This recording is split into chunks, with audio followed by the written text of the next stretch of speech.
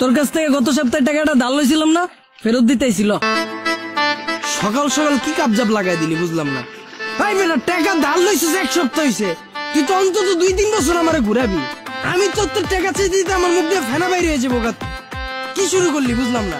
মামা আমার কাছে তো টাকা আছে, টাকাটা তোরে দিতেছি, তুই ল। তুই আবার কাহিনী শুরু করছিস কে? এই বেটা তুই কি অন্য গ্রহের তাইছস? পুরা দুনিয়া যাইতেছে একদিকে, তুই আবার আরেক দিকে যাইতেছস। মামলা বুঝতাছি না মামা। বর্তমানে যতগুলা বন্ধু বান্ধব হয় টাকা ধার লইলে তো বেটা খবরই পাওয়া যায় না 2-3 বছর। 8-10 বছর পর যদি দেখা হয়ে যায় তখন চাওয়ার সিস্টেম থাকে। তুই বেটা কি শুরু করছিস বুঝলাম না। তুই তো ইতিহাস রচনা করে লাইতাছিস। মামা নাশকতা করিস না মামা, ল কাহিনী করিস না। ভাবি দেখেন কাহিনী করতেছে, টাকাটা ল রে ভাই। এই বেটা তুই কি আমার বন্ধু না অন্য কেউ তোর রূপ ধরে আইছে? আরে আমি তোর বন্ধু, সাক্ষাৎ দাঁড়ায় রয়েছি, দেখ না।